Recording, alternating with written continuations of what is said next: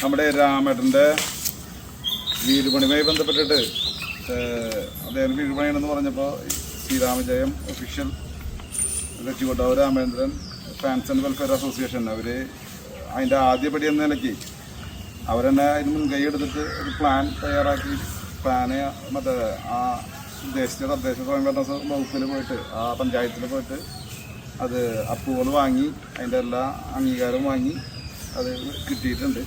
അപ്പോൾ അത് അവർ രാമേട്ടന് കൊടുക്കുന്നതിനും അതിൻ്റെ പണിക്ക് തുടക്കം കുറിക്കുന്നതിൻ്റെ ആദ്യ വിഹിതമായിട്ടൊരു തുക അവർ സമാഹരിച്ചിട്ടുണ്ട്. അതും രാമേട്ടന് കൊടുക്കണം. അപ്പോൾ അവരിപ്പോൾ ഞായറാഴ്ച ആയതുകൊണ്ട് ഇപ്പോൾ എല്ലാവരും കൂടി ഒത്തുകൂടി അവരോട് വന്നതാണ്. അപ്പോൾ ദേവസ്വം പ്രസിഡന്റ് എന്ന നിലയ്ക്ക് എന്നോട് ഒന്ന് കൈമാറാൻ പറഞ്ഞു അവർക്ക് വേണ്ടിയിട്ട്.